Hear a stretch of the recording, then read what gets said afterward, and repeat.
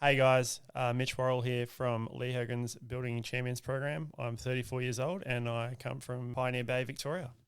We had a track in our backyard, which is great. Which is in suburbia too. I don't know how we got away with it. It was mental that we had it there and no one really complained. So our house, we lived in this little bungalow shed, and there was days where we had 11 bikes. We never had a garage or anything. My mum used to have to push bikes out of the way to make herself a coffee. And I'm laying on the ground, I'm just screaming, and I'm like, this is bad. All the guys rush over, they open my boot, and I see people's faces, they start to turn white. Got a nice bill for $35,000 for the US for the trouble. And then this big dude comes in and he introduced himself. I'm like, oh. He's only got one job. And then they put me to sleep. And then apparently this guy was standing on me on the bed trying to clunk my femur back in. Before you know it, my partner's like, what's this? And then I've got a brand new 450 just rolls up at home. And then I've got boxes from Fox rolling in. And she's like, what's all this? And I'm like, yeah, well, I kind of used to be half okay at this.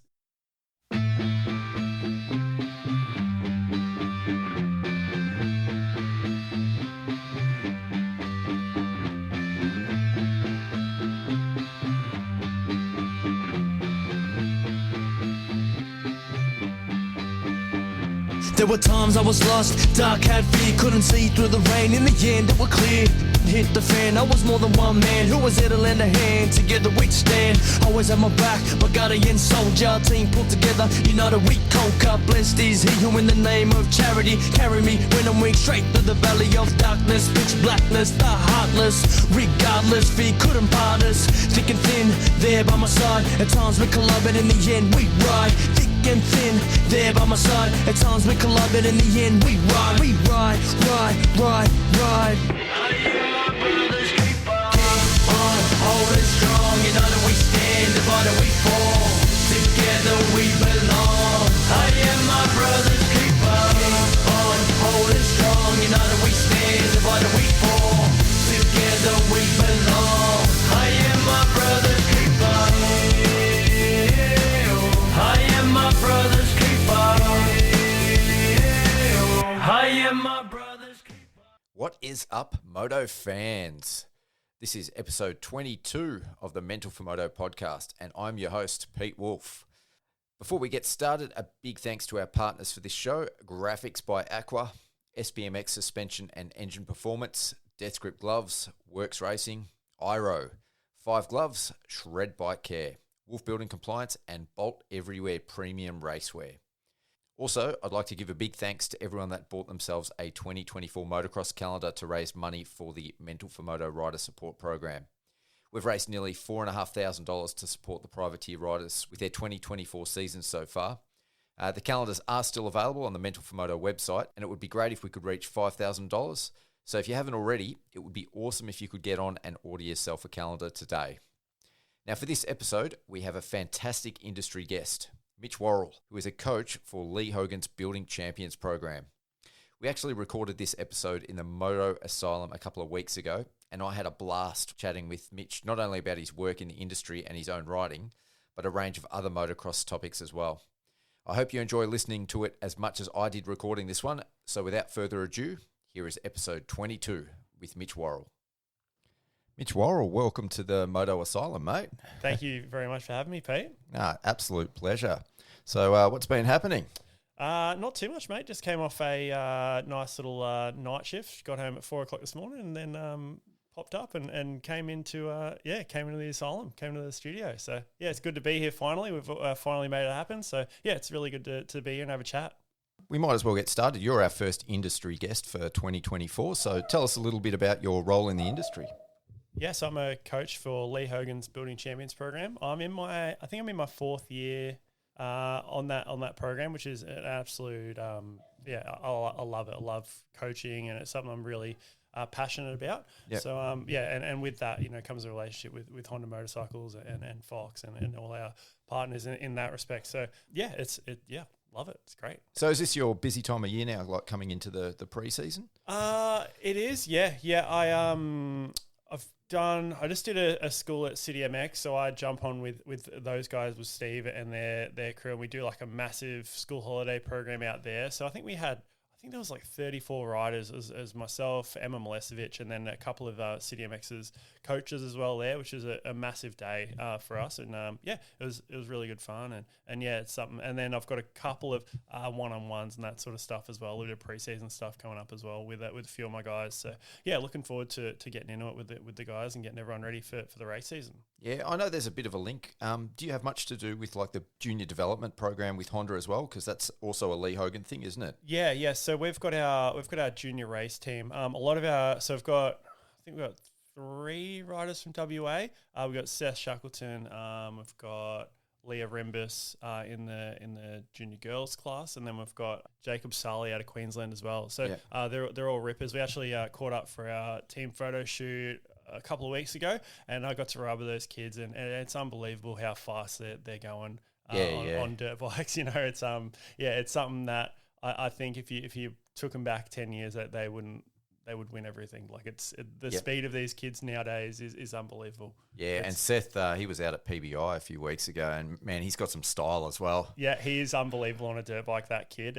Even for the photo shoot, he's doing, he's throwing the thing flat and fender grabs and all sorts of stuff as well. So it's good to see. It is good to see someone that works as hard as Seth have a bit of fun on a dirt bike as well, because he can do both, which is really, really good. Yeah, for sure. So what made you want to be a coach? How'd you get into the coaching side of things? So with coaching sort of comes into how I got into riding in the first place. So I didn't really start. I mean, we had a Pee-wee 80 when I was a kid, and I rode it a little bit, but my little brother was really into riding, so he rode a lot, and I rode BMX pretty much exclusively until I was sort of 14, 15, where my dad got me an RM125, a 2000 model, the real ugly looking one before they came out with the current shape one. So I had one of them that would just blow up all the time, and then we got and then we went from that to like the Cowie 250F in 04, if you remember that bike. Yeah. That was so I didn't ride a lot, as you can imagine, with that thing, because they were just always just destroyed. Yeah. They would run for 2 hours, and then you'd be in the shop putting valves in them, or that sort of stuff. So yeah, so through sort of 15, 16, I started to get into riding a lot, and my little brother was pretty good. Yep. He raced pretty much his whole through 85s and everything. I never did. I just rode BMX, and he was going to a lot of BCP schools when he was a kid. And then when I got into riding, I would be like, well, I've got to go to these schools as well. And it's something that I admired. Guys like Lee and who else was coaching back then? It was Bocker, Brent Landman. He coached me. But yeah, I idolized the coaches, and I really made sure, especially because I wanted to be faster than my brother, who was he was killing it too. So I really wanted to get good. So I focused a lot on technique and really made sure I listened. And my parents copped it, because I was just like, you need to take me to these schools. Like any riding school I could get to, I would go to.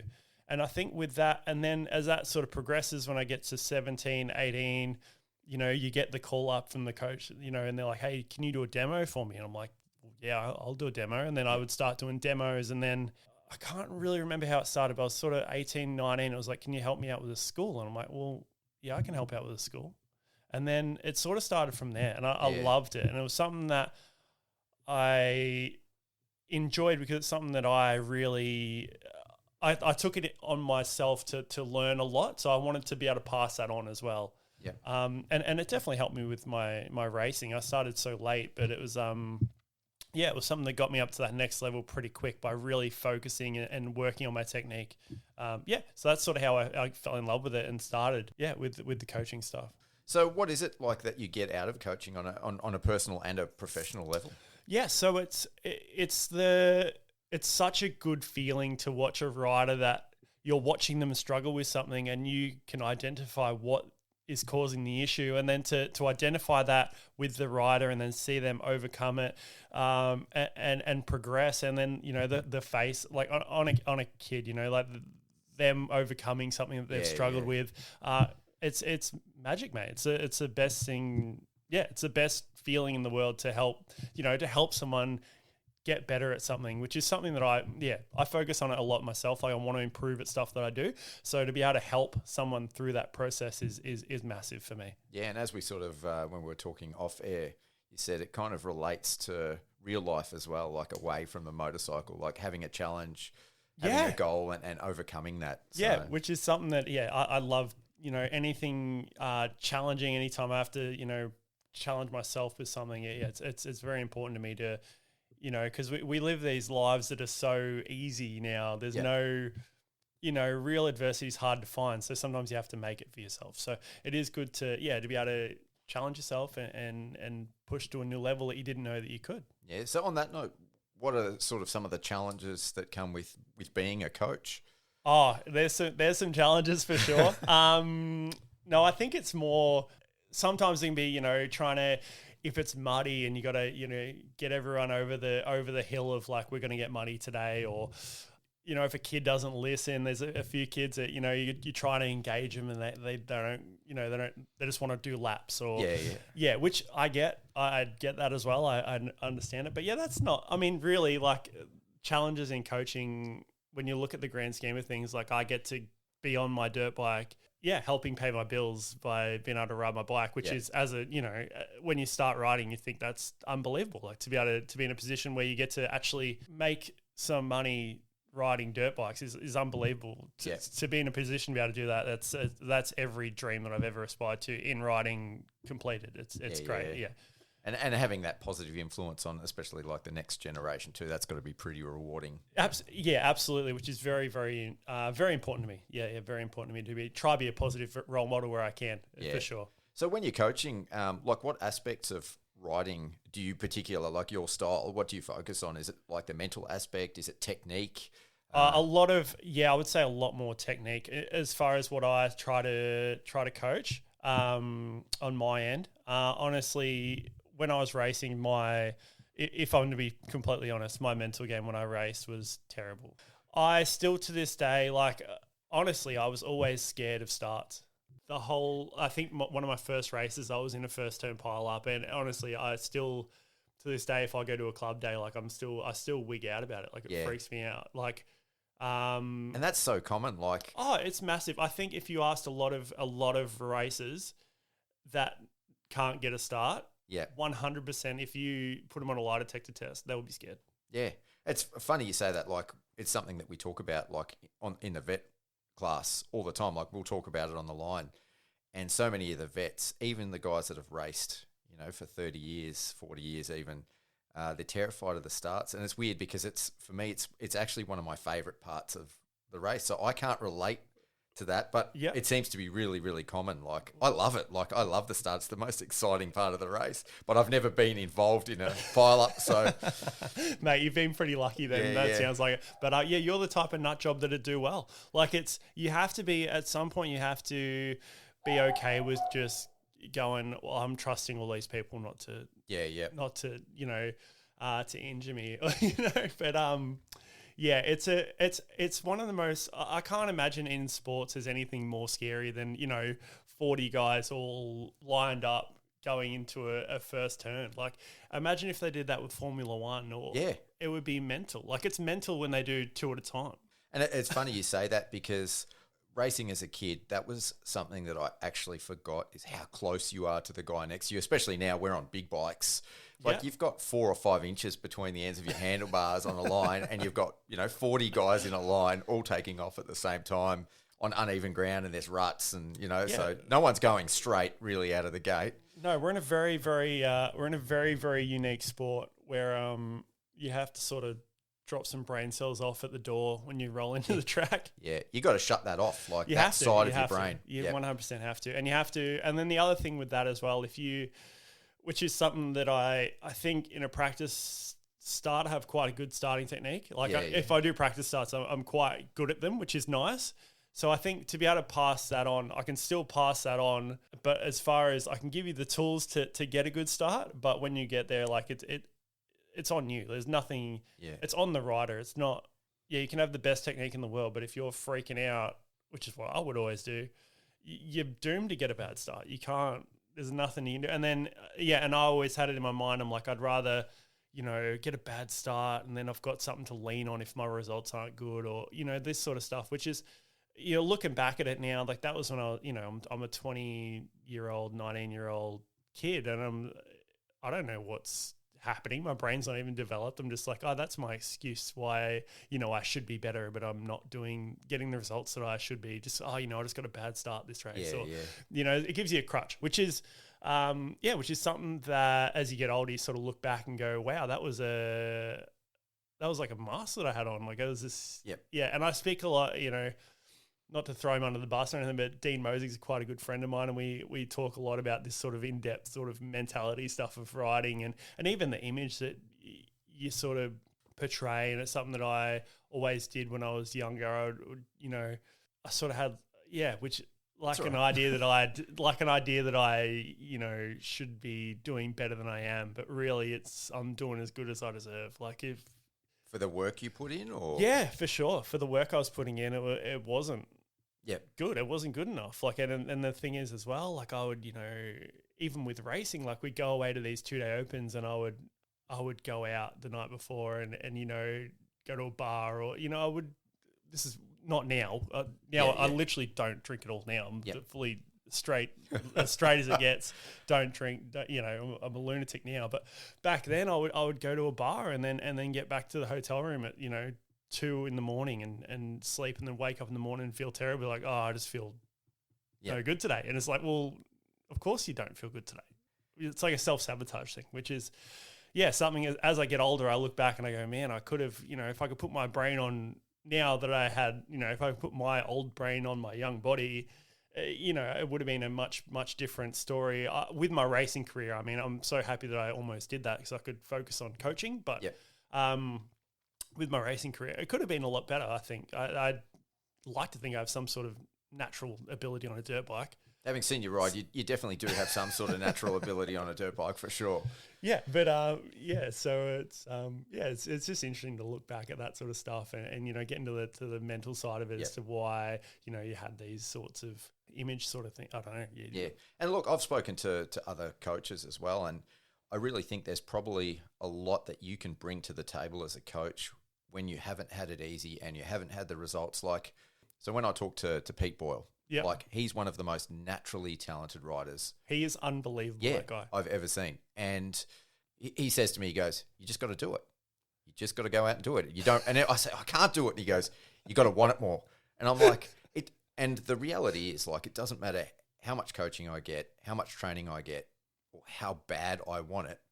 Like, I'm never going to be close to his level. To relate that back to the coaching side of things, like, I think you can learn a lot from both like types of coaches. So the coaches that have had it, I'm not going to say they have it easy because they have to still put a lot of work into being successful in the sport. But for the coaches that riding comes easier to, they're going to have certain things that they can communicate to the riders. But I think, for the ones that have battled and made mistakes and haven't had the career that they could have had, you're going to be able to bring a lot to the table and communicate that to the younger riders as well. 100%. I know there's I haven't been around Supercross this year.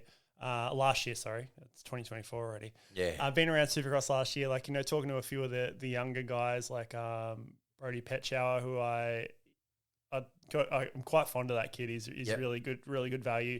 Zane, Elijah, all these guys, it's so good. I mean, Elijah's obviously older, but these young guys coming up, it's so important to focus. Like, you have to do the work. Like, it's so important these kids do the work, which I think they are, and I think there's a lot more knowledge around it now. But when I was coming up, no one really pulled me aside and said, hey, man, you need to train. You need to do the work.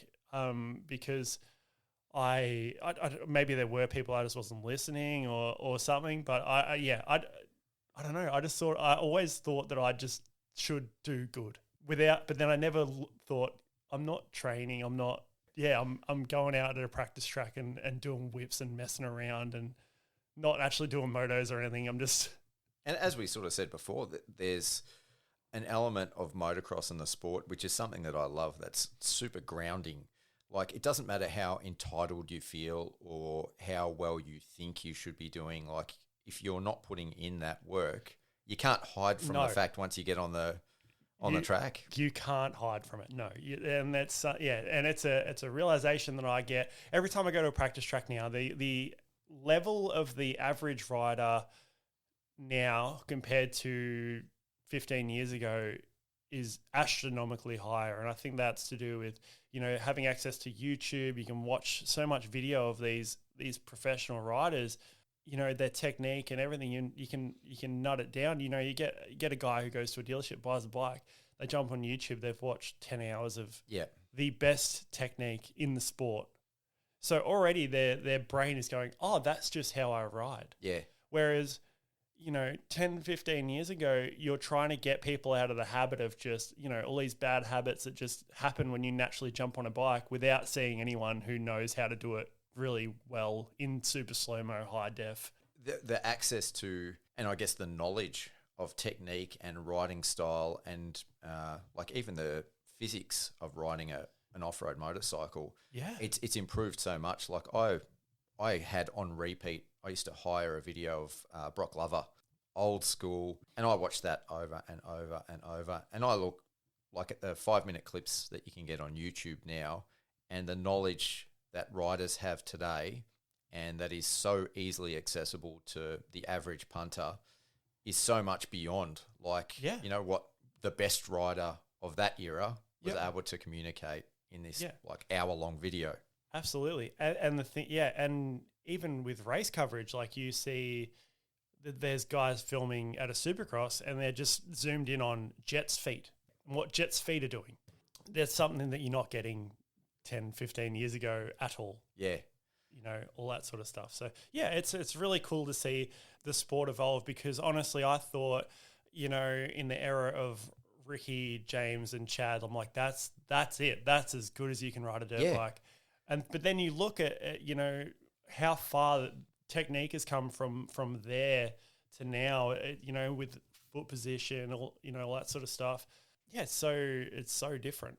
Yeah. And the thing that still blows me away to this day, because like 2 years ago I would have said there's never going to be someone that has a perfect season again. That was something of that era. Yep. And you look at the riders that were on the line, yep. But they just didn't have those attributes of James or Ricky. And that's one of the things that I think is so cool about motocross. Like if you look at Jet now, he doesn't ride like James or Ricky. Not at all. Or Chad. No. And so you can have the same result, but go about it a completely different way when it comes to technique. And that's something that I struggle to get my head around sometimes. Yeah. Yeah, because I might try to imitate a particular rider, but, and I can't do something and because that doesn't work for me. And it's something like I used to box back in the day. Yep.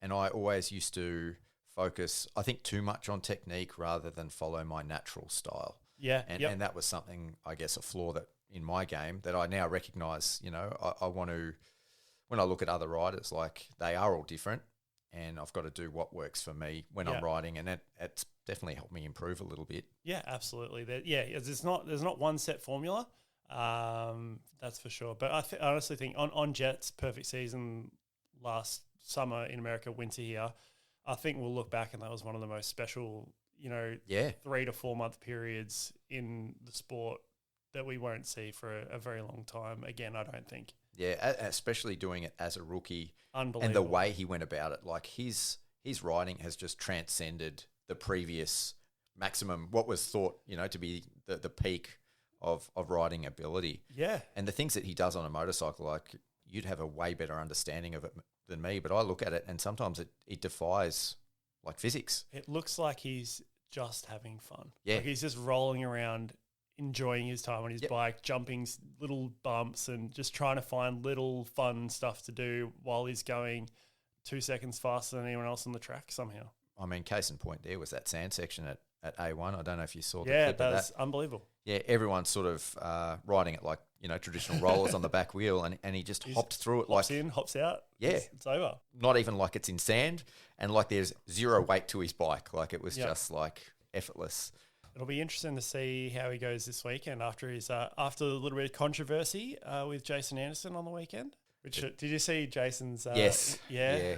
What do you think of that? I was, it's so hard because in the heat of the moment, you'll do and say things that you 100% shouldn't have. But if he didn't actually call Jason and apologize directly, if his team did it and he didn't do it, I think that's a lesson that he's going to have to learn the hard way. Unfortunately, it's just a bit of a respect thing. You would think that Dazzy would be in his ear saying, "Hey, you have to right this wrong," because Dazzy seems like he's got his head on straight. Yeah. Like you have to call him and say and apologize because that was not on. But yeah, it'll be good to see him bounce back. A dry track, he probably will win this weekend, I would think though, because the kid's just so good. The thing that disappointed me about that whole, especially Jason's response to that, was when you look at the comments underneath, there was a lot of people in the industry saying, like, "Yeah, Jason, you tell him," and like some big names. Yeah, yep. And I found that a little bit disappointing because it was almost like they were digging the knife in, to Jet. And a bit of piling on going on. Yeah, and at the end of the day, like, I think, it takes two to tango. They're both right in a way, and they're both wrong in a way as to how they've gone about it. But it seems that everyone's sort of polled on one particular side. So it's for sure. It is one of those ones though where it's like you can't, you're having a battle. Jason's obviously knows what he's doing. He's protecting his fourth place. He doesn't want to give it up. Yeah, a hard track to pass on. So he's just going where Jet wants to go to make a pass. Yep. He's smart. He knows where to put his bike. I don't think there was. I saw a little video today where I was like, there's a bit of like moving across and a bit of gamesmanship there, but because the track was so, it was pretty low speed, it wasn't dangerous. Like it wasn't like he was trying to kill him or anything. And Jet passed him and left him. So for Jet to wait for him and start and it's not like he was stuck behind Jason the whole race and never got past him, and then he got in a fight with him. He passed him and got away from him. Yes, yeah. To wait for him after the track, after Jason's probably displeased by getting passed by Jet, you kind of are asking for some sort of confrontation that you don't want. Yeah. But that's all right. That's you learn in the class, and I think there was a bit of panic stations at Honda trying to diffuse it pretty quick. Yeah. It'll be interesting to see how it goes this weekend for sure. I'm here for the show. Yeah, 100%. Get the popcorn. From Jet's perspective, I think what he did in terms of waiting after the race, that was completely unnecessary. Like, he was obviously heated. Yeah, not a good time. No, go back to your pit, calm down. Have 10 and then, call him. Or and if you still feel that way, go to the truck. Yeah. But, that's the trigger is it really that serious? Like, if you can wait 10 minutes and calm down and you still feel like you need to have words, then you can go have words. But I do feel Jet was probably dirty because he felt like he could get to the podium. He felt like he could get further up the track if he got past Jason earlier. Yep. Which I understand the frustration, but it's like you're in the middle of a stadium floor. Yeah. Waiting to, and obviously there's 9,000 cameras there. You're going to have a situation on your hands. 100%. Well, it was interesting because one of the conversations that I had with Elijah Weezy, who was my last podcast guest. I listened to that last night. It's good. Yeah, was about how lighthearted Jet is when it comes to his racing. And I said, it's going to be interesting to see what happens when he faced a bit of adversity, whether he still has that lighthearted sort of happy-go-lucky approach. And I think the cracks in that sense started to show. It's the first sign of him being under pressure. Yeah, well, Pete, it's easy to be lighthearted when you're winning everything. 100%, yeah. Very, very easy. Yeah. So, a couple of bad weeks and a little bit of a points gap, and and the pressure starts coming on. So, but it'll be interesting to see. I think he'll bounce back. He's that good on a dirt bike. I think he'll bounce back. There'll be no issues on that end. This will be a little blip in the road for him, but it's good to see. It's good to see Hunter and Jet representing Australia. Because honestly, I didn't think after Chad Reed, I'm like, I don't know if we're gonna have anyone be able to hold the torch like that. Well, there's an interesting question. Like, I think if you look back at the perfect season, I think that was 5, or if you include the Super Motocross Championship, that's 6 straight titles, even though some of them were in the minor class. Yep. Would you consider Jet to be Australia's best motocross rider? Not yet. Let's get a couple of Supercross championships in the 450 class, and then we can start talking. Because I think if Chad had stayed in the 125 class back then, he would have done nothing but win everything for a long time. Yeah. So I think that's because he went up so early as well. It's sort of hard to.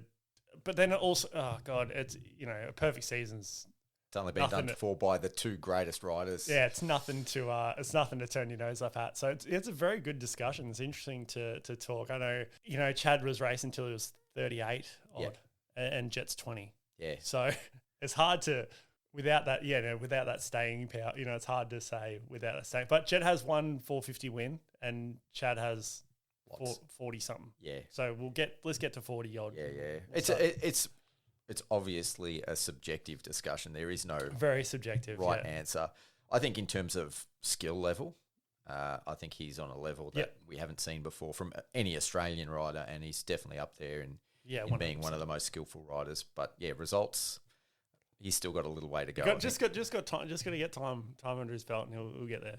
And hopefully, he has a relatively smooth career like that in terms of injury and that maturity that he showed early, he can carry on through the rest of his career and put this weekend, last weekend behind him. Yeah, for sure. We'll be back to some normalcy this weekend, I think. So, it'll be good. Yeah. So, as well as your coaching, I understand you did a bit of work with Firepower Honda. So, tell me a little bit about that. Yeah. So between sort of 2017 and 2021, I still do have quite a good relationship with Yarrive Konsky. He would help me out wherever he could to keep me riding and that sort of stuff as well. Parts and that's just, anything I needed. He was my go-to guy from that time, which is a great help with my coaching. I was running my own program then, and riding as well. He's one of those guys that some people give him a bad rap here and there, but honestly, to me, he's been nothing but an absolute stand-up, legendary, a great friend to me, and someone that I would if he ever needed a favor, I'm happy to. I'd drop in and help the guy. So when it came to him starting his team in America, Firepower Honda, which was Penrite Honda back then, I believe it's still Penrite Honda.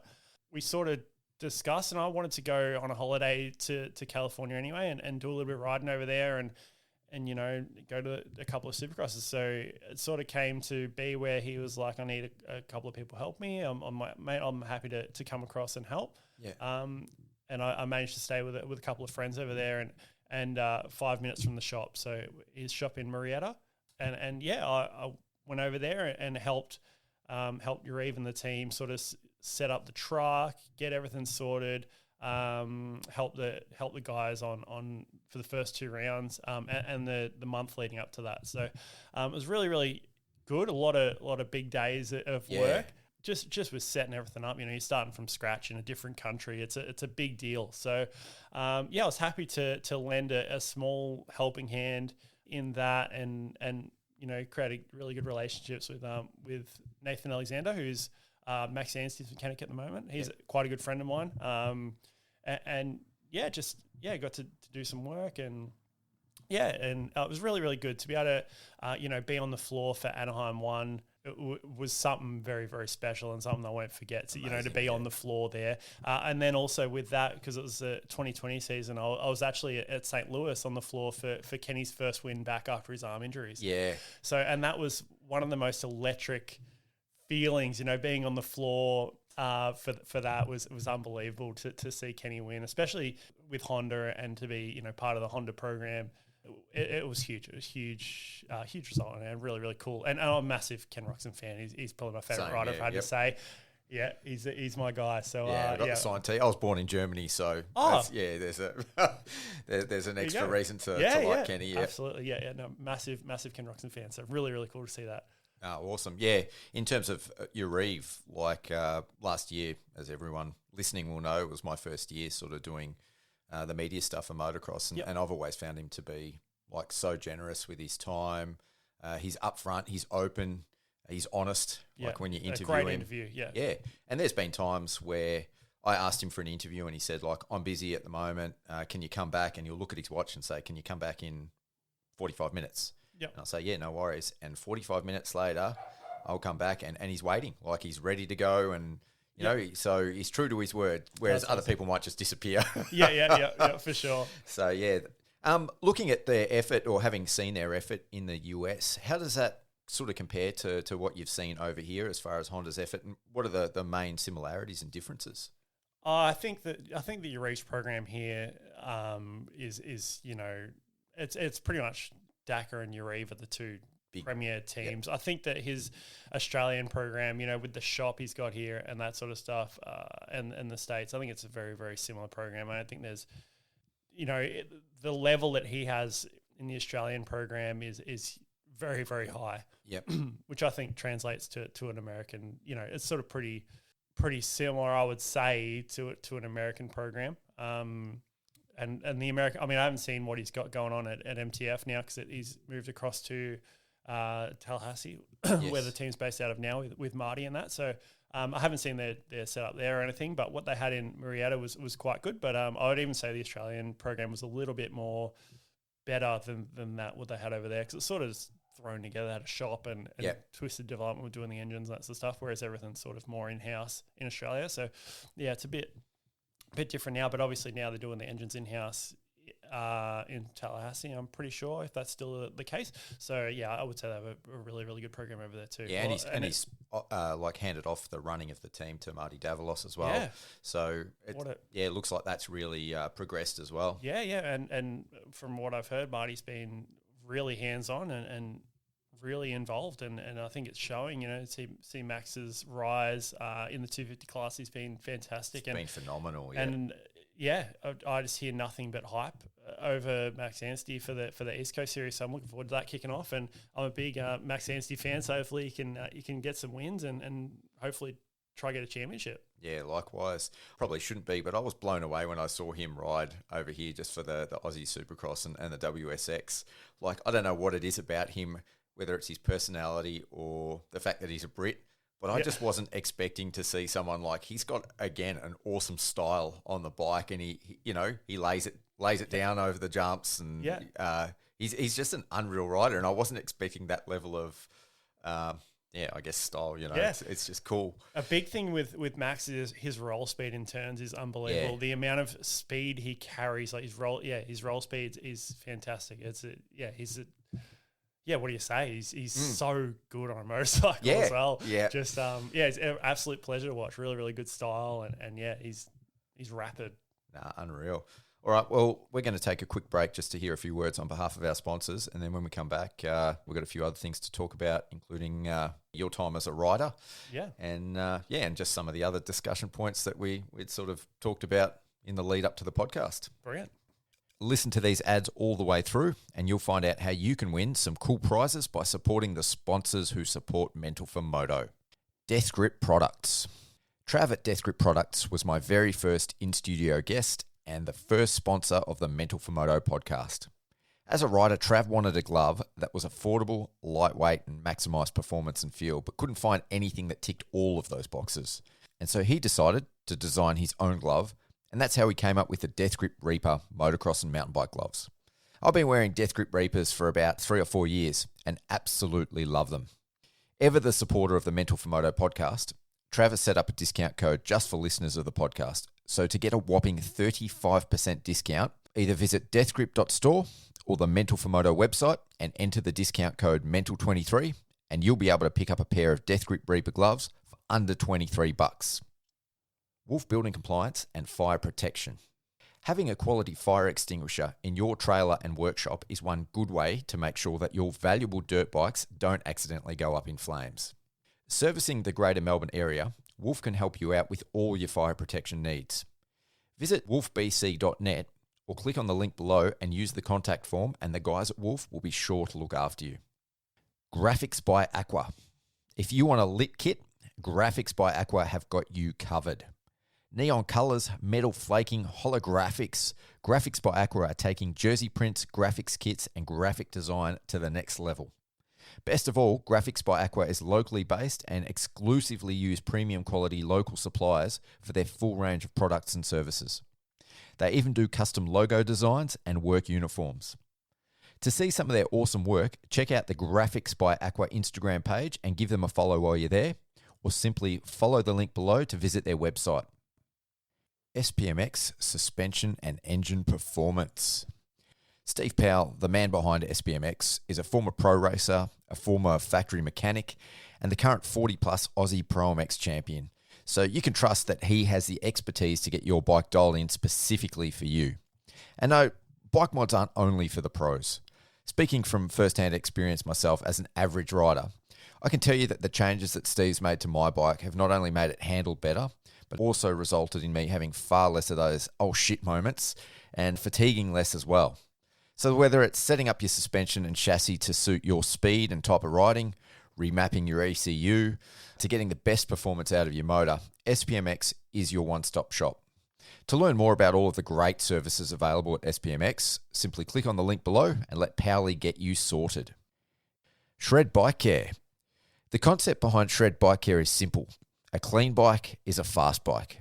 And with a complete range of products, from bike wash and degreaser to chain lube and surface treatments, Shred can have your bike looking clean and shiny every time you hit the track. To check out the full range on offer at Shred Bike Care, visit their website by clicking on the link below. Iro Helmets. Iro Helmets have won over 125 motorcycling world titles with world-renowned superstars including Antonio Cairoli, Jeffrey Hurlings, Marvin Muscan, even Jason Anderson. From the world stage right down to the grassroots motocross scene, Iro is the title sponsor of the 2024 Gippsland Motocross Championships and even supports up-and-coming local legends such as Memphis Trevina and Zane McIntosh. As one of the lightest and safest helmets on the market, when it comes to protecting my most important asset, I choose Iro as well, and I've been wearing Iro helmets for nearly 5 years now. To check out the range of Iro helmets, head into your local dealer today or click the link below to visit the website. Works Racing Goggles. Roll-off systems are expensive, right? Wrong. For under $100, you can get yourself a quality set of Works Racing goggles complete with the Works Racing roll-off system and never have to worry about having clear vision again. And unlike many other roll-off systems on the market, the unique design of the Works Racing roll-off system maintains a wide field of vision while minimising the width of the outer frame, so they'll fit nearly all senior and junior helmets. See clearer in 2024 with Works Racing goggles, now also available via the Mental for Moto website. Bolt Everywhere Premium Racewear. Growing up in the 90s moto scene, I love nothing more than a brightly coloured gear set. And they don't get much better than the 2024 range from Bolt Everywhere. My personal favourite colourways are the Blast 4.0 Vibrant Apparel and the Blast 4.0 Pink Apparel. Fully Australian owned, Bolt can even personalise your gear with in-house jersey and sponsor printing. To set yourself up with a premium quality Bolt gear set for the 2024 season, head over to the Bolt Everywhere Insta page and DM Tom to place your order now. 5 gloves. The new 5 MXF Race Motocross gloves have just hit the market, and having had the opportunity to test these out at the local track, I can tell you that they are quite unlike any other glove I've worn. As the highest end handwear in the 5 range, the quality, function and comfortability of the MXF Race is obvious the moment you slip them on. Whether you prefer motocross, bush or even road riding, 5 have a glove to suit every motorcycling discipline and every budget. Simply click on the link below to find the 5 glove that is right for you. Now, to say thanks to our amazing partners and you listeners for supporting the sponsors who support Mental for Moto, here is how you can win some prizes.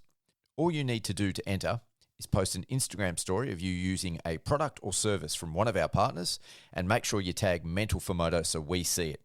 I'll be giving away a new prize every month to the most creative post. Now, let's get back to this episode. So in terms of your future goals in the industry, what have you got planned like for this year and what's your long-term goal? So my long-term goal, obviously, like I'm in a position right now where I am very, very happy where I'm at. I love my gig working for Hogs and coaching and you know I'm in a position where I get to represent Honda and Fox, and it's something that when I started I never thought I'd be in a position to be where I'm at. So I'm very happy where I'm at. I just want to keep working, keep doing schools, all that sort of stuff.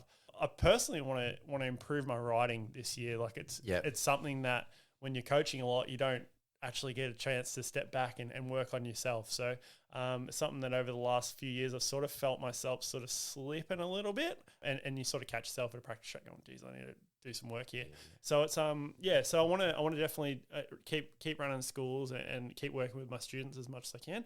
And on that note, I want to start doing a bit more riding, a bit more training on working on my own skills, because as we were just talking about, it's so important to keep learning and keep progressing. Yes, Keeps you hungry. So, So do you still find that you still learn from your coaching? So when you're coaching other riders, do you take things like that you learn in that process and apply that to your own riding? I do, and a lot of the times it's with when I'm working with Lee or Matho, who's another one of our Victorian coaches.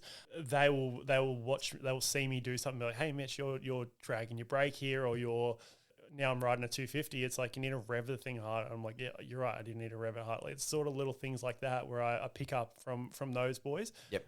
And the other thing as well, when you're coaching as well, you're trying to instill these good habits. By talking about it, you end up it ends up sort of seeping into your riding. Yes, yeah, of course. Which is good on that end.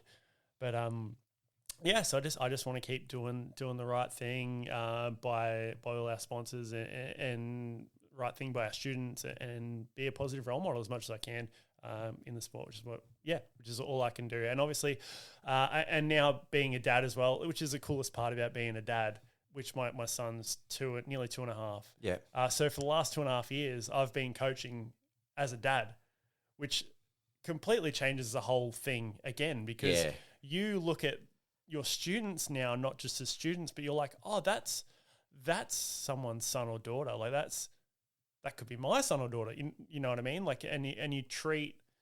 I find that, especially in the last 2.5 years, or even before that, while my partner was pregnant, you look at our students differently now as a dad, which is really it's really cool, and it refreshes it, and it's quite an honor to be, as a parent, it's quite an honor to be trusted with the future of these kids and their riding technique, and which is their safety essentially. So these parents are trusting me with their kids' future of riding, which is massive for me. It's an absolute honor, and I love it. I love every minute I get to do it. So it's great. Yeah, and being a parent, it makes you realize that your position, whereas previously you might have looked at it as a role model in terms of riding, but working with these kids now, like being a parent, it opens your mind to the fact that you're actually a role model as a person as well. Absolutely, as a human being. So just you got to make sure you're eating the right things, you're drinking water, you're trying to instill good values into these kids, which is something that I've definitely over the last sort of 5 years, 6 years, 7 years, I've been trying to improve as a person, which is very important, which helps with the coaching and with your worldview and everything like that. So it's really, really, really good. All right, so we sort of spoke about it a little bit earlier, just in very basic terms, but tell me a little bit about how you got into the sport, especially like the racing side. You said you sort of started on a Pee-wee 80 when your younger brother was riding and racing, but how did you actually get into the racing side of motocross? So the racing side of things, so I rode BMX my whole childhood. I was a skate park little kid. I would always be riding bowls or riding at the skate park, riding dirt jumps, all that sort of stuff. So I found that when I went from went to a big bike, because I never rode 85s, I went straight to a big bike. I actually picked it up quite quick, which was good.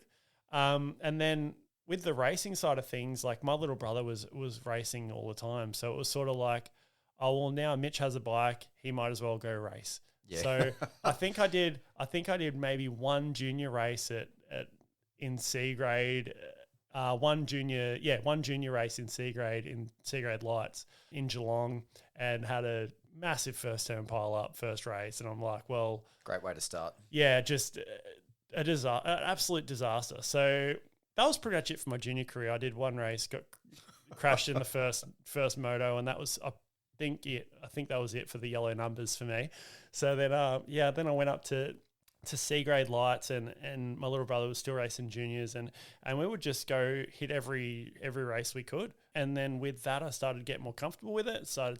And then we'll go into every riding school we could get to, because my parents heard it flat out from us. We were into it. Like we have to go to these schools, and and there was this load up the trailer and the 4-wheel drive, and we go to these schools.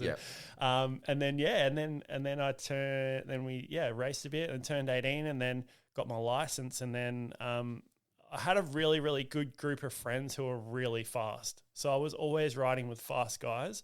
When I was 18, 19, and then I moved up to B grade. And then through that time, I had friends like Jade Oates and Corey Barata who were really, really fast. And I would ride with those guys a lot. And that dragged me along, and Dean Mosick as well. We were always riding together. So it was dragging me along to be a better rider. And then, then 21 met in 2011 met Joe Stevens and just became friends with him. So we were all riding together. And then halfway through 2011, I finished my apprenticeship as a diesel mechanic, and then worked till the end of the year. And then we sort of came up with a plan that in 2012, I got graded to A grade, and we decided to go live in America for 3 months. Were you still racing lights, or were you up to the 250s by that stage? Or 450s. No, I was 450 from 2009. Yep. So I was 450. I went to 450 pretty early, just for the money cost of it, and I've been burnt by having KX 250Fs, and I was like, I'm done with valve problems. So I got a 450 in 09, and I remember the first time I ever rode a 450 was when I got it home from Peter Stevens, and I rode it, and because we had a track in our backyard, which is great, which is in suburbia too. I don't know how we got away with it, but we were in the middle of Cockatoo, which is not exactly suburbia, but we had like a little like acre block. Yeah. And had this track built in the backyard, and it was mental. Like, you would drive past the main road, there's a track in the back. Like, it was mental that we had it there, and no one really complained. It was crazy. Different time. So we got to ride a lot, which was great. So me and my little brother rode a lot. We used to have friends over. There was days where, oh God, we had the craziest.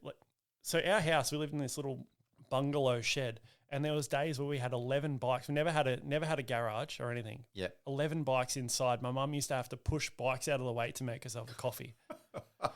Like, it was mental. Yeah. We lived in this little acre block in Cockatoo. 11 bikes in the house at some point. This sounds like paradise, mate. Oh, it was. For a kid, as a kid, it's unbelievable. Yeah. As a dad, I'm like, how did you even put up with it? I can't believe it. And the house stunk of fuel. Like, the lounge room was like a workshop. It was insane to live here.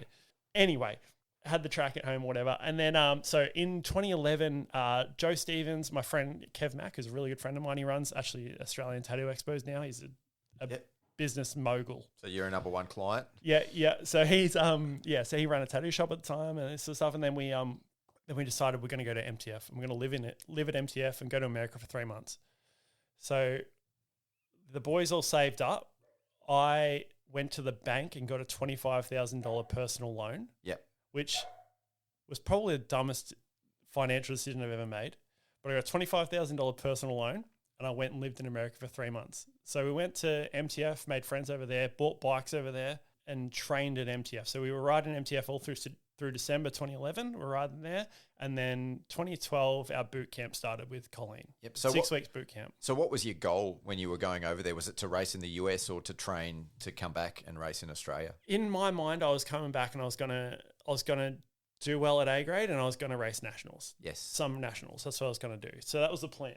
But also, I was 21 and not very smart.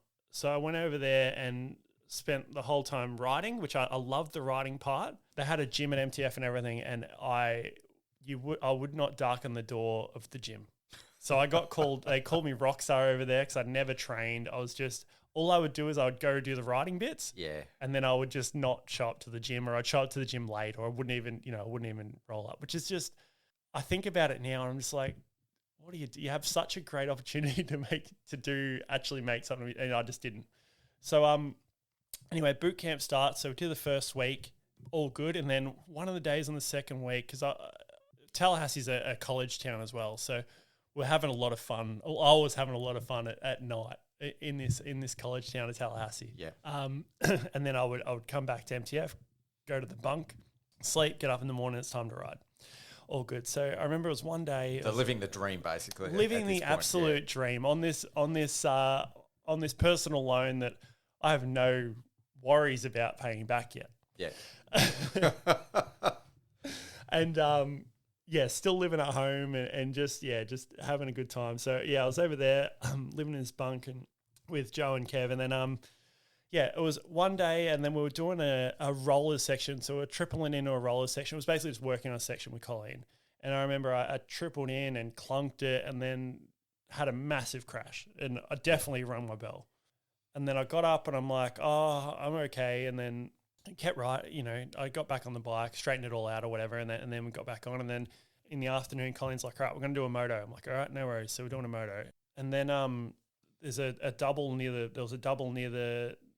the shed, and I just got a half shift between second and third on a Sierra 450, and no power off the face. I tried to shift on the face, no power, and step through the bars and landed on my feet on the down ramp, and I'm laying on the ground. I'm just screaming, and I'm like, this is bad. All the guys rush over, they open my boot, and I see people's faces. They start to turn white. Oh no! And they're like, "It's not too bad. It's not too bad." And then Brad Smith, who's an absolute legend, the guy, he did the track maintenance and he was just around MTF. He rips on a dirt bike. You'd never see him. He wears the outside armor. Still runs a donut to this day, like a Davey Millsaps donut. Yeah, yeah. He goes, "Mate, it's done. It's so bad. Yuck." I'm like, "What?" So what had happened is I'd compound fractured my tib fib out of the skin. And there's just blood hemorrhaging into my boot. So then it's ambulance. I'm like, I'm in so much trouble. I'm like, God, I remember sort of talking, and I'm like, I don't know if my travel insurance covers this. The ambulance rolls up and they're like, got to get a helicopter here. Oh wow, yeah. So they airlift me out of Cairo, Georgia to Tallahassee Hospital. 2 surgeries, the whole 9. Can't get in contact with my parents because it's like I'm in America and my phone, I don't know where my phone is. Like it's just a disaster. Finally get in contact with my parents, this, that, and the other. They're like, well, we can't come and get you because we live in Cockatoo and we're not coming to get you to America. So you're just going to have to figure it out. I'm like, all right. So ended up, lucky there was a young lady over there that I was familiar with. She let me stay at her place and looked after me for a bit. And then, and then I just spent the rest of the trip on crutches, 2 surgeries. Got a nice bill for $35,000 for the US for the trouble. Luckily, that'll blow out the personal loan. Yeah. Luckily, luckily that seemed to be okay by travel insurance. They sorted that out, I think. Oh wow! I haven't heard anything since, but so that was all right. So then got back to riding, and Joe and I ran some riding schools when we got back. One of the things that when we got back from MTF, which was crazy, we had to crate our bikes up and send them home. That was the only bikes we had. So you drain the oil, take the tires off them, put them in 2 boxes, send them back, and say it was $600 a part. That's how it works. You don't have to pay import tax on it. So I remember uncrating the bike. I was in such a bad state when I got back. My leg was still torched. I had this bike with no wheels, no tires, nothing. I was so broke that I remember going to New World Honda at the time in Berwick, and I said to the guys, "Hey, do you have any secondhand tires I can have because I don't have any money and I need a ride?" Yeah. So how long were you off the bike for? That injury? It was actually 3 months to the day. Yeah. Okay. Yeah. Oh yeah, 3 months to the day I think it was.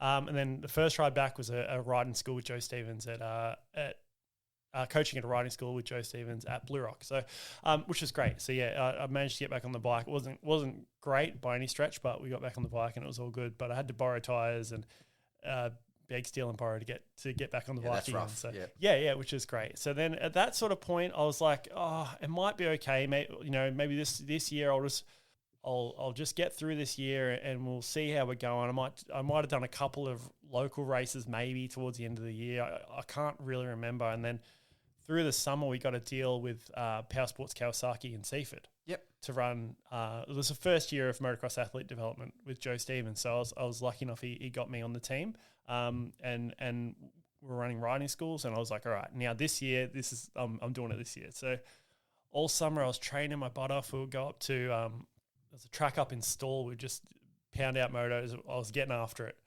and then I remember one day at Bacchus Marsh, I was there with Dean Mosig. And it was the 5th of January again. So this is the second 5th of January, the year after the leg. Yeah. We're there training at Bacchus Marsh. And I just off the I think it was like a warm-up lap or something, and just got I can't remember what happened. My bike locked up off the finish jump, 40-degree heat, middle of summer. And same thing, stepped through the bars, cartwheeled, just bad. Again. And then I'm laying there, and I'm like, Dean, my femur's broken, get an ambulance. Like, I thought my femur was broken. I'm like, I've broken my femur, this is really bad. So they chuck me in an ambulance. It's hot as flies everywhere. This is the worst day of my life. I'm just like, this is just awful. I couldn't believe it. It was the worst pain. I'm like, this is so bad. They get me to what's the hospital in the West? The worst hospital in Victoria. It's the West, mate. Footscray. I think it's Footscray Hospital. The worst place on earth. I'm in there. They do an X-ray on my leg. So I sort of shuffled off the bed onto the X-ray bed, and then they did an X-ray, and then I go to shuffle back on the other bed, and they're like, "Do not move." I'm like, "What?" And they're like, "Do not move." I'm like, "Okay." So they lift me back onto the bed, and they go, "You've dislocated your femur at the hip." Yep. Oh.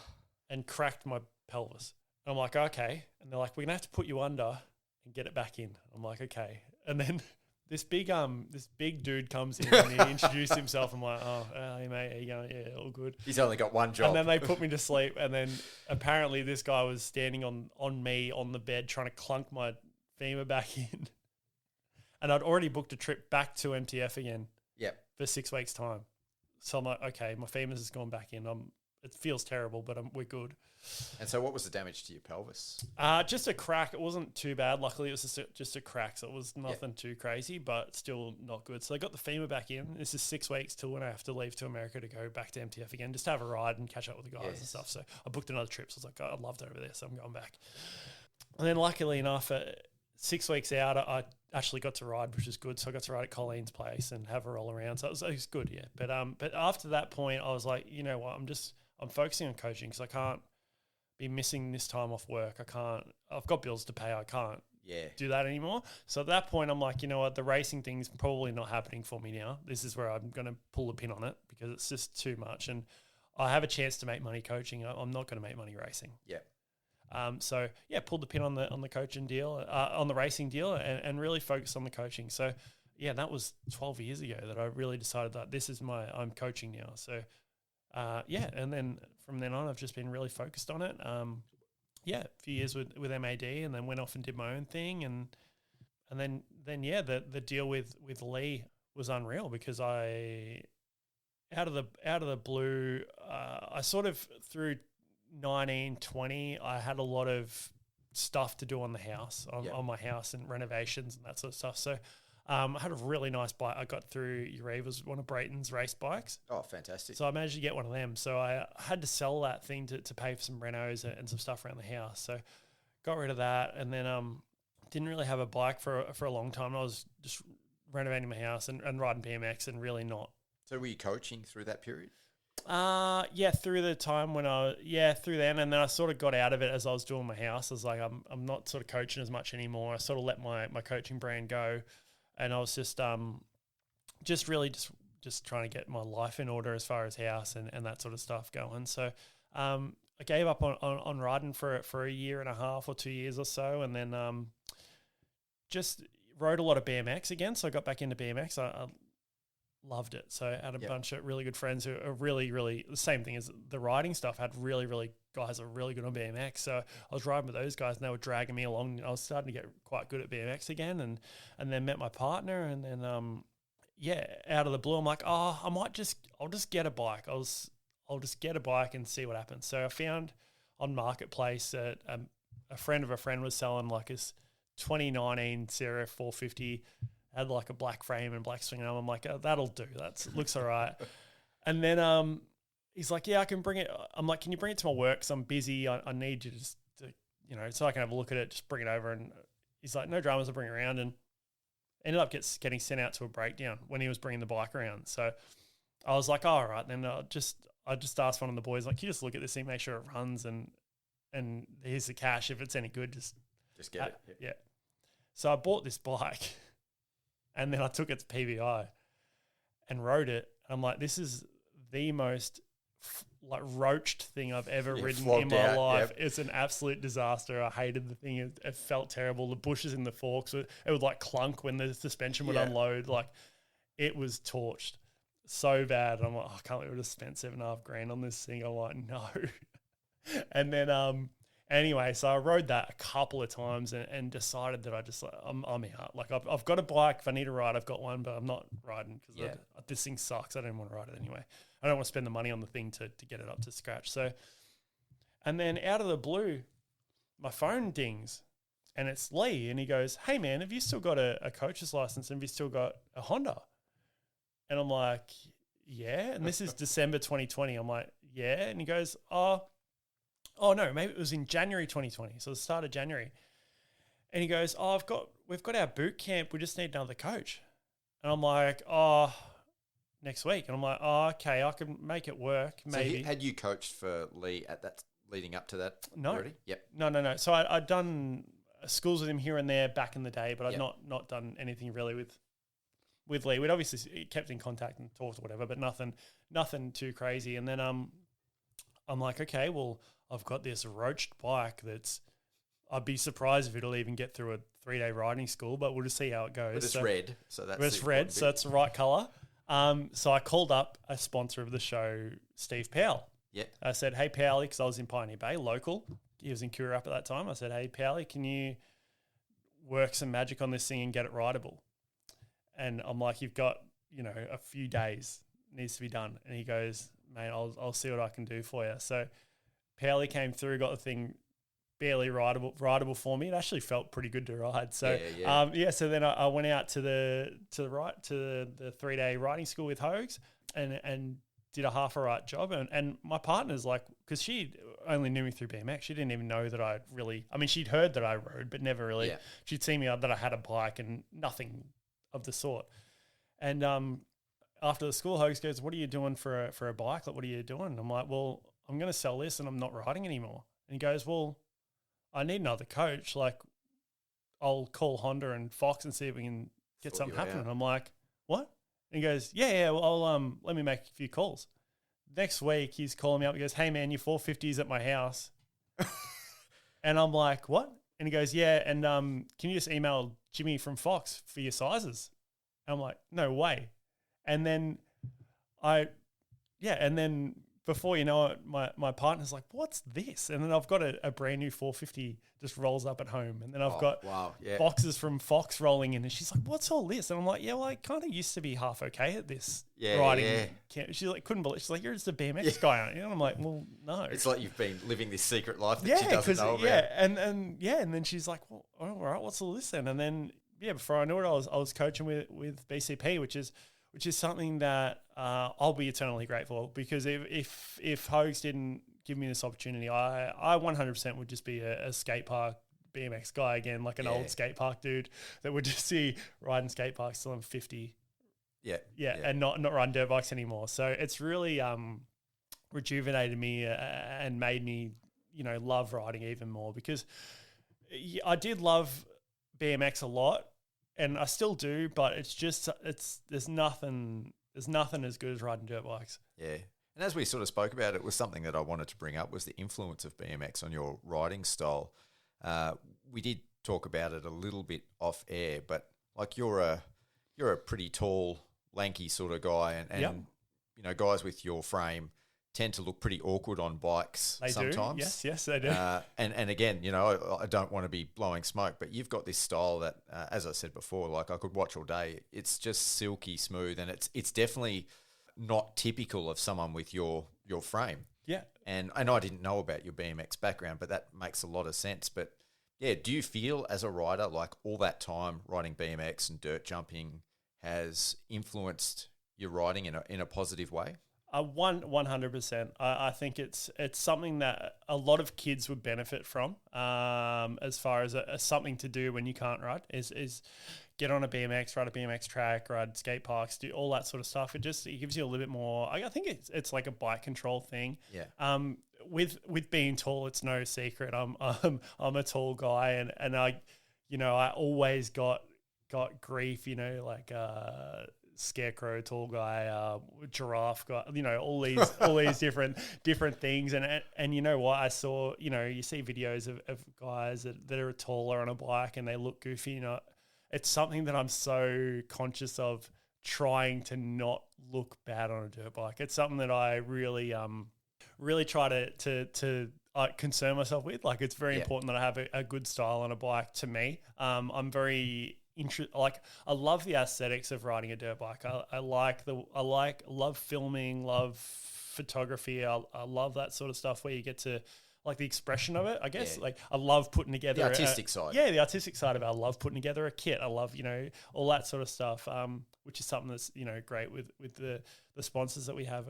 I can be a bit more flexible, that sort of stuff. Like, not so flexible, but there's lots of options for me to create something. But the tall guy style is something that it's so easy. If you make a mistake and you're tall, it comes out so quick. Yeah. So that's another thing that I really do concentrate on is I don't want to make mistakes on a bike, because as soon as you do it and you're tall, you can't get away with it. It's so glaringly obvious from someone looking from the outside. But yeah, and that's the same. Yeah, I've got.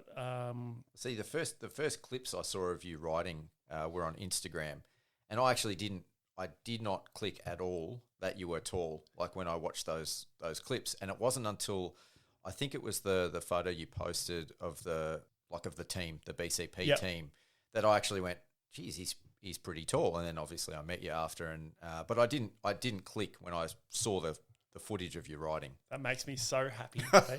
That's probably the best compliment anyone could give me for my riding. I really appreciate it.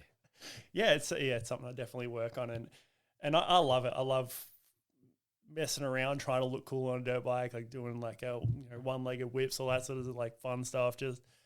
It is fun to try look cool, and that's a big influence from guys like Justin Bogle's a big guy that I look to for style, because he's a little bit taller. Hanson's not tall, but he's actually a good friend of mine. And that guy, I don't want to blow smoke because he's the worst dude alive, but his style on a dirt bike is something that I really try to look up to. I don't look up to him because he's a bit of a douche, but he's all right. On a bike with love. No, but he's a guy that I definitely try to emulate where I can, because that guy's unbelievable on a bike, and just it's insane cool to have natural talent. Yeah, exactly. Something that I definitely, natural talent's not something I have. I definitely have had to work at my talent, but I'll try to take it. I'll work on having natural talent, I guess, is the way you go with it. Unreal. So getting on to the mental health side of the podcast, like, I sent out a prep sheet, and one of the things that you responded with was that motocross as a whole, it damaged your mental health and self-worth back in the day. 100%. Yeah, so I wanted to sort of explore that a little bit more. I think that with my younger self, like, before I was 25-ish, whatever, like my early 20s, late teens, I put so much emphasis and so much of my self-worth in my results as a rider and my image as a rider. And it's something that I think it did damage me a lot. I guess I was pretty insecure as a human back then as well. I think that shows in the fact that I'm covered in tattoos, that sort of stuff. And that I'm serious about. Like, that is a good sign if someone's covered in tattoos, that they have suffered insecurity at some point, which I definitely had through my late teens, early 20s. I think that's something that I'm more than happy to admit. And it's taken a lot of work to grow from that. It's very vulnerable to say that, I think, on a live podcast, but that's fine. Yeah, 100%. But it's something that it's so easy to fall into the trap, with the social media stuff, and you're trying to portray an image that I am a excellent motocross rider. Yeah, like I was trying to portray that image. Like, I am. If it wasn't for these injuries, I'd be great. Or if it wasn't, where in reality, it's not. I just didn't do the work, and I didn't get the results. And that's something that, as I've grown, 25, 26, 27, I've had to look in the mirror a bit about it and be okay with the fact that, I would self-sabotage, I would do all this stuff. And I think it's a lot more common in the industry than people would admit to. I think so too. I would be very abrasive to people. I would say, crazy things, like stuff that I don't need. You know what I mean? It's to try to portray an image or defend myself where I don't need to. Like I'm what I am, and it's something that it's a life lesson learnt, not the hard way, because I think it's all turned out pretty good in the end. For me, but I think that a lot of people find out the hard way that you can't be that. You can't. I don't know. You can't. People see through it. They can 100% see through it and see that you're putting on a facade or a mask or whatever you want to call it. Whereas now I think that I've tried to be a bit more authentic, I guess you would say. Comfortable in your own skin. Yeah, I'm cool. Like I used to stress out if a kid was faster than me, that had a 3-digit number. I'd be like, what's this? Why is this happening? I'd freak out or have a moment or just be like, make excuses or whatever. But I think it's something that I've grown to learn. Like even with my bike setup now, like I run coated. My forks are coated, and I've got a coated shock spring, but I run stock internals. I don't valve it. I don't do anything. I just set the sag. That's it. Yeah. And then now I say if my bike doesn't handle well, it's like I need to improve. Yes. It's on me. It's not my bike's fault. My bike's great. I ride a CRF 450 a 2024, CRF 250 a 2024 CRF 250. Yep. The thing's great. We ride great motorcycles. There's no reason to piss and moan and complain about it's just a clicker. Yeah. It's most of the time it's on you. If the sag's right, you're pretty close. Yeah. So I think it's something that I'd always now try to turn it on me and be like, I need to be better. I need to choose a different line. I need to fix my technique. I need to do something better than look elsewhere for blame. It's on me, which is something that I think that a lot of racers can easily get in the funk of just blaming the bike or I need to do this, I need to do that, when really it's just like it can be you. Yeah. So when you were growing up as a racer and you said you self-sabotaged a bit, do you think that might have been to avoid that ultimate reality, 100%. The realization that you've just made now? 100%. Yeah, 100%. I would always look elsewhere for blame. I'll be like, I would roll up to the gate late. I would do all sorts of stuff to try to get a bad star or whatever it was. Like I said before, I would go out to a bar. I would do anything. Like it's just to never be I would never be okay with just going, all right, I'm getting to the hotel at 9. I'm going straight to bed, getting up in the morning, drinking water, having a coffee, going on the track, fresh, ready to go. That never happened. Yeah. I can't remember that happening. And is that because, like, if you were to do all those things, so you were to train and fail, I would be dead inside. To say, you train, you eat right, you go to bed early, you do everything right, and then it doesn't work out. I would be so hard on myself that I couldn't. Yeah, I wouldn't be able to. Live with it. Like it's pretty bad. Like it's which I think that and obviously getting older and you have to at some point look yourself in the mirror and go, hey, I need to be a good person. Like I need to be a role model. I need to be able to take a loss and be okay with it. Which is something now I embrace it. Like I love that I can go to a club day, get my butt kicked by these kids coming through and be like, look how healthy our sport is. Like, look how good these kids are. Like, yeah, we're in such a good spot in this industry now where I think it's so easy to look at the negatives and, we not enough money for this, not enough money for that. But there's guys like yourself who are, all this money for privateers, which was never around. You got guys like Sid from Better by Dirt. He's putting up his own money to run a team. There's so many avenues for our kids coming through to make a name for themselves, whether or not they have to work a normal job to race. That's fine. I mean, that's just life. But there's so many opportunities in this industry that I think it's so easy to get down and negative and complain. And there's 27 million people in Australia, and we got professional motocross racers. Yep. Like it's pretty impressive For a niche sport where you're riding a dirt bike, you go to Ride Park on the weekend, the joints are packed. You go to, PBI, it's packed. Everywhere's packed. Everyone's riding. Everyone's in the sport. The average level of a rider now is so high. Like, it's just, the bikes are so good. Yeah. We're in such a good spot in this industry that I think it's very, very, and I think it's human nature that when there's no problems, you look for problems. Yep. And I think in the industry now, you look at the Australian Supercross series is bouncing back, and you've been involved in that, and you've seen that. Yeah, I think that the motocross series will start to pick up and start to follow that trend as well. So I think that, and then you've got places like Rosebud have got their Sandmasters series. We've got Wonthaggi AMX Opens coming up. There's heaps of cool events and a lot of races and a lot of numbers, and yeah, it's great. We're in a good spot. I think the industry's in a really good spot. Yeah, and it's great to see.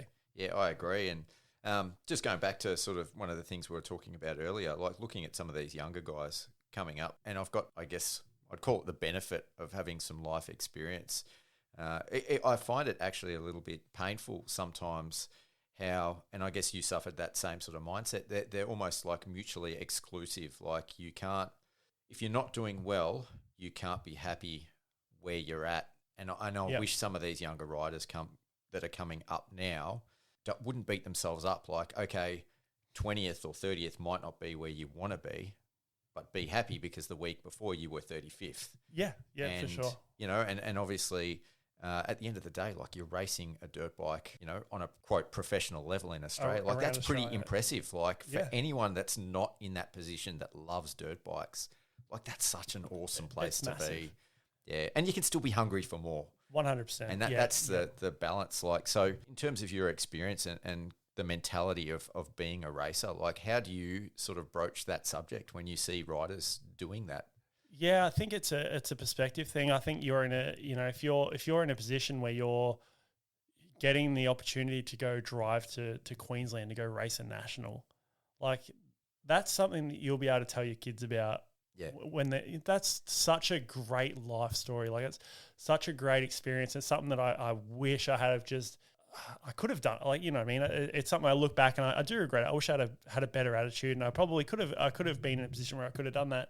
But you know what? It's something that I'm okay with. That's fine. And then, but these guys coming through now, they're in such a great position that they have access to that sort of stuff.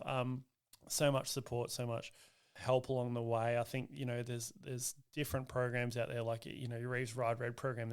You see the start gates anywhere. There's 10 guys on that program. Like, what a great program to be on. Like, how good's that? And then, Yamaha are quite good with their support. KTM, all these companies go above and beyond to make sure that these guys can do it.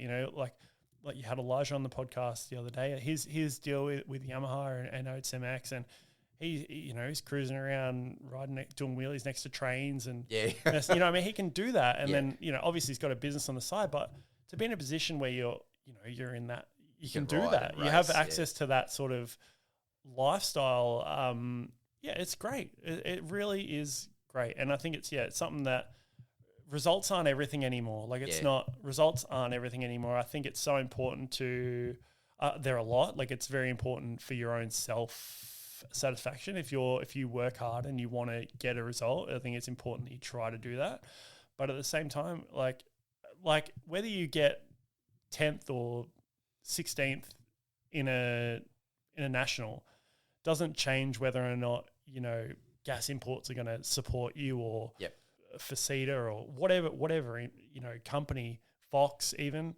I think what's most important is you are a good representation of these brands that, and you're doing extra stuff, because you need the most important part about a sponsorship, which is something I did want to touch on, for a lot of young riders coming up that are trying to build relationships with these companies.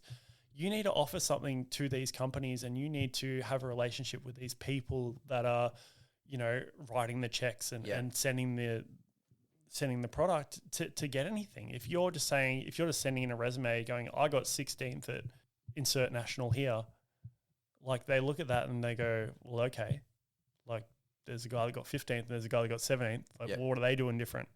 So it's very important to be able to offer. You need to offer value to these companies because it's products not getting easier to come by with the price of everything now as well, and support. So it is good to be able to do something a bit extra, like what Elijah does with social media stuff. You know, Zane McIntosh, another one of your supported guys, he's come so far in the last 6 months with his social media presence and you know what he's doing, and he's doing more with Thor and some of his sponsors now. Yeah, Cruise Tune off that base. Absolutely, and that's great. He's offering value to these companies, and he's reaping the benefits of it. He's getting the support, and that's it's a great lesson. And a great indicator of what can be done with it, you know, with a bit of an extra push. And I think what you're doing, you know, supporting these guys and giving them a platform to talk and get their stories out, it's massive. Like I'm a massive podcast listener, and I don't know, like you, like I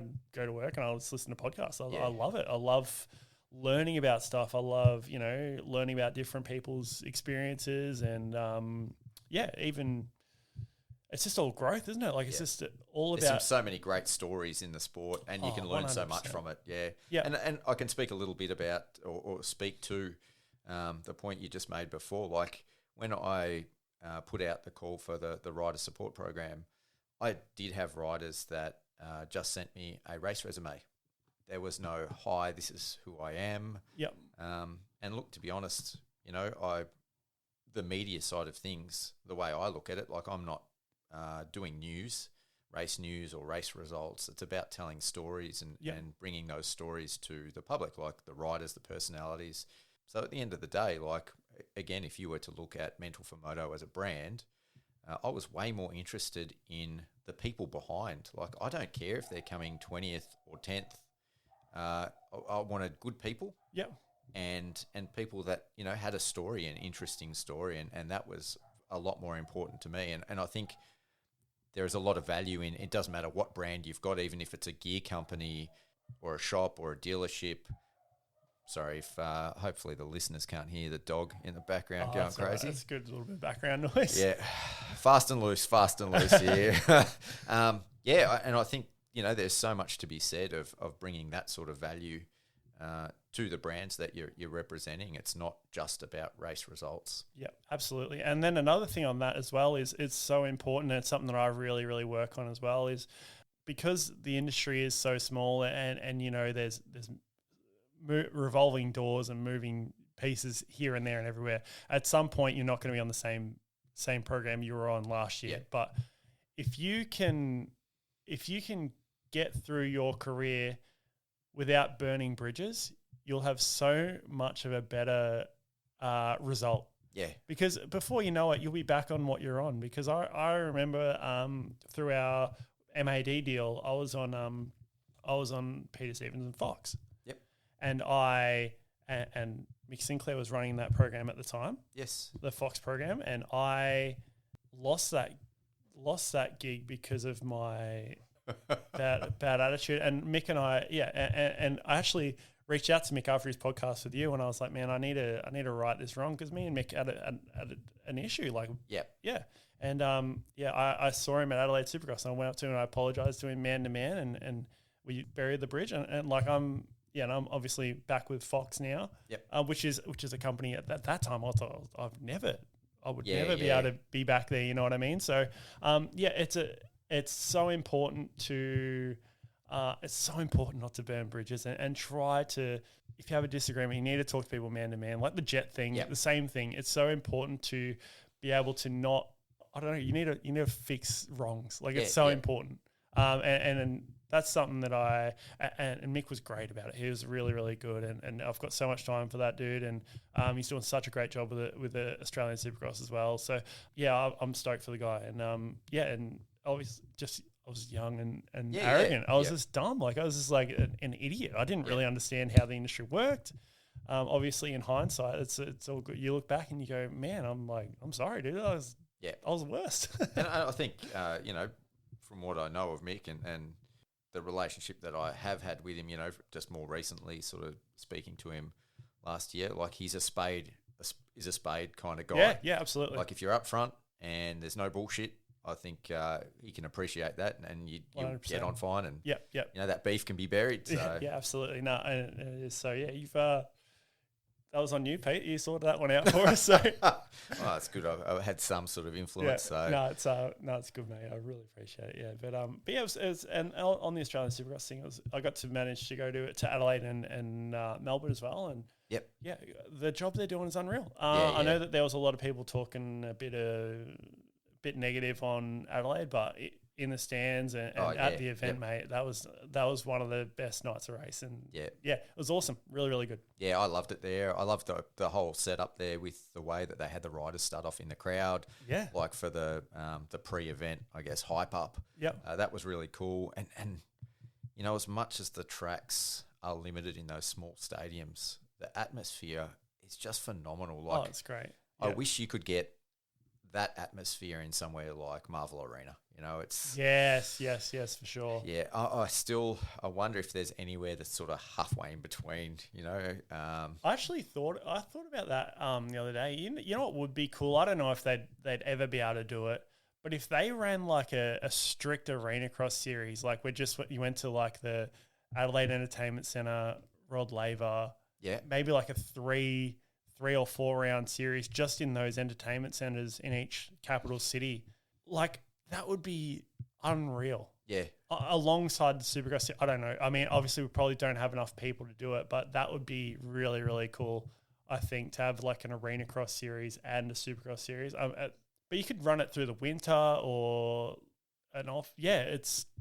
I think but that racing was so good. I mean, the 450 main event was a bit of a snoozer because just Dino checked out and that was it. But I don't know, but Mossy was in. Mossy caught him at one stage and then made a couple of mistakes and dropped back again, and then he almost fell into the clutches of Brayton. That's right. Yeah. But I don't know. I think that there's some sort of. I think that there's market for it. Yeah. Because people don't. Yeah. As Elijah said on the last pod, people don't want to go out to Wayville showgrounds that haven't seen Supercross before. Yep. As much better of a track that is, it's hard. I mean, we just don't have enough people. But if we had enough people, or we got more people in, I mean, and shows like this are going to get more people in. Yeah.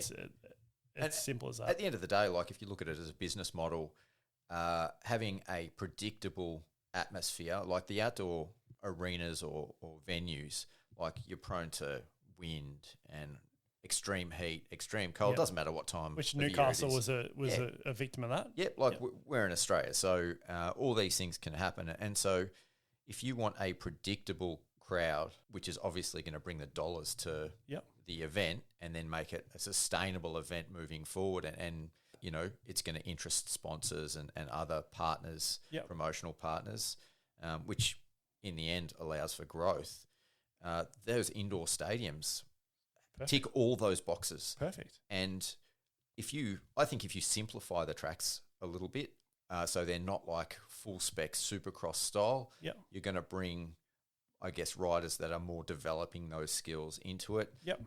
But also, I think when you have simplified tracks, you don't get the gaps between the really elite guys and the guys further down, which makes for better racing. So as far as an event, if you're trying to build something, you can make it happen, and if you have that sort of crazy bar to bar action, mate, you don't have to be a motocross or supercross fan to appreciate that and get a real buzz out of that sort of spectacle. Yeah, even the you've seen those Matt Burkeen videos. 100%. Yeah. So like you'd have something like that going on, like where you go to like maybe not these Rod Laver and that they're quite large, but at smaller showgrounds or something like that.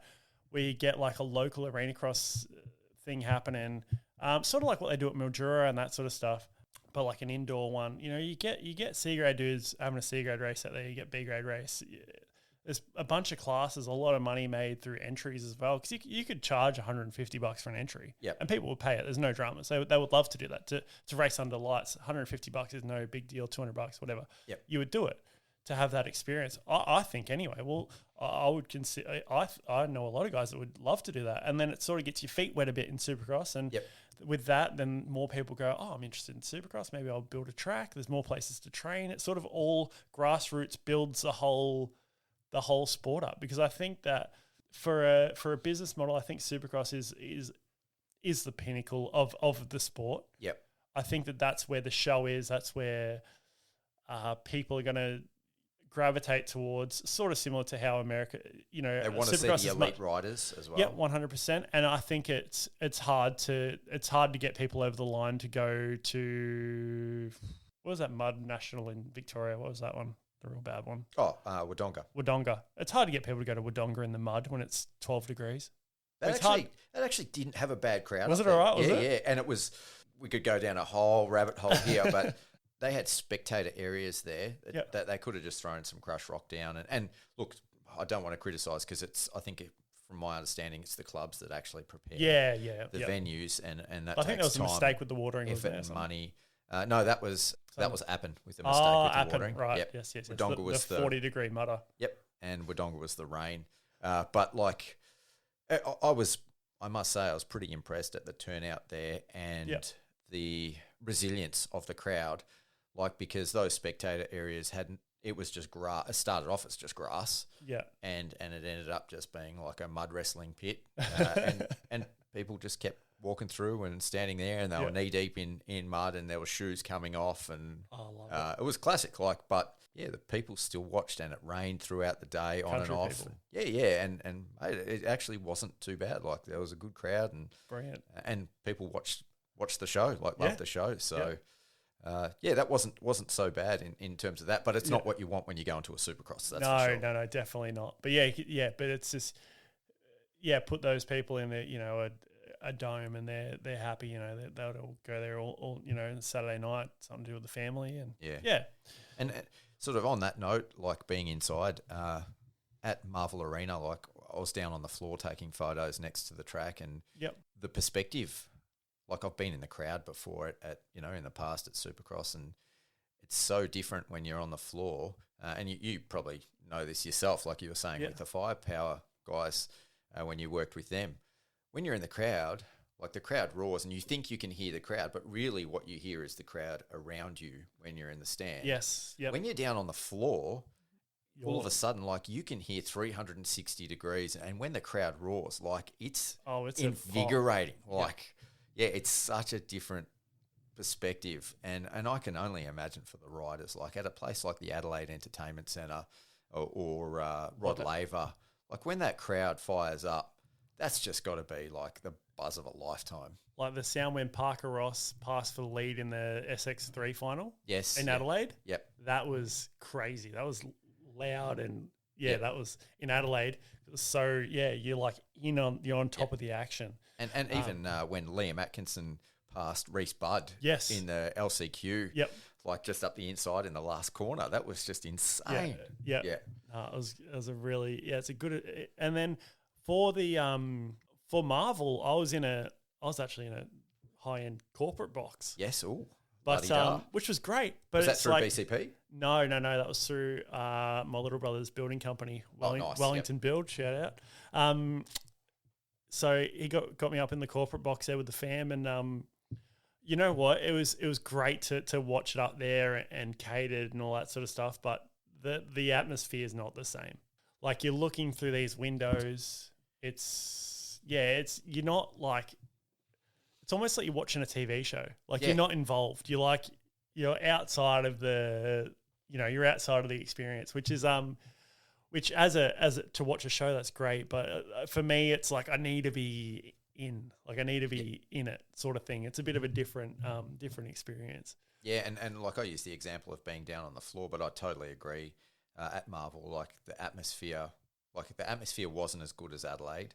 No, you've got 3-4 times the amount of people. Yeah, but in such a big, there's so much stadium. empty space, isn't it? It's like a void. Yeah. And I went to back in the day. I went to a UFC up in Sydney at Vodafone Arena. Yep. And like the atmosphere there, it was sold out, was electric. And then I was at Marvel Arena when Ronda Rousey got knocked out. And that that was like 55,000 people there. And like the crowd went insane when that happened. And the atmosphere still wasn't anywhere near as good as like Vodafone. As those tight arenas when Yeah, because you're almost too far away to feel involved. Yeah. That's what it is. You're too far away. There's to a feel disconnect. Like yeah, there is. Yeah, 100%. Yeah, totally. Well, anyway, it's been awesome having you in the studio today. And, mate, I think we could just keep going. Yeah. So, I think we're going to have to definitely plan to do this again. Yeah, it'd be great. If you're keen. Yeah, it'd be great to catch up and have another chat. It's it's an absolute pleasure, Pete. Thank you for having me, mate. And mate, I love what you're doing. Keep up the good work, and it's great to listen along, mate. I've listened to just about every episode, so really enjoying it. I appreciate it, mate. I enjoy it too, and I have to avoid saying it. Like after every podcast that I do, I feel like, oh, that's the best one. I enjoyed that more than yeah. But as long as you say it about this one, mate, that's fine. That's right. Yeah. But no, I've enjoyed the process too, and I love meeting new people as well. It's all pretty awesome. So thanks again for coming in studio, and look forward to doing it again. No, absolute pleasure, mate. We'll catch up at PBI soon. Yeah, 100%. You can give me some writing lessons. No, I got you, mate. Anytime you need a tip, mate, you just sing out. Oh, good. Well, thanks, Mitch. Yeah. Just a quick shout out, guys. If I can I'll have some writing schools coming up. I'll be posting on my social media as well at Mitch Worrell 2020 on Instagram. And if I can. Right, just a quick shout out, or 100%. Yeah, sorry guys. No, totally. Yeah, just a quick shout out to Lee Hogan and the Building Champions program. It's an absolute pleasure, and to be doing what I'm doing, and hopefully we can keep doing it for many years to come. Fox, Michelin, Gas Imports. Who else we got? Pod knee braces as well. Byron down there is an absolute legend. Always looking out for me. All the guys at Lusty and ODI. Sammy at SKDA always hooks us up. Mario at Top Line Seats, another great local seat supplier down in Victoria. So if you need to get a seat cover, he's your man. And thank you to all my students, my family, my kid, everyone. Yeah, thanks Pete for having me. And we'll see you soon. Awesome. When you've got those programs coming up, send them to me via Messenger, and I'll share them as well. So will do, mate. Yeah, beautiful. That'd be great. All good. Oh, take care, and we'll chat again soon. Cheers, Pete. Thanks, mate. See ya. And that was episode 22 with Mitch Worrell. Once again, a big thanks to Mitch for joining me in the Moto Asylum. I also have to give a big shout out to my Puggley Huxley, as he put in a few guest appearances in the background on that episode, and I hope that didn't detract from the listening experience too much. If you like what we do, please make an effort to get behind our promotional partners for the podcast, as without their support, I simply could not afford to bring you this show.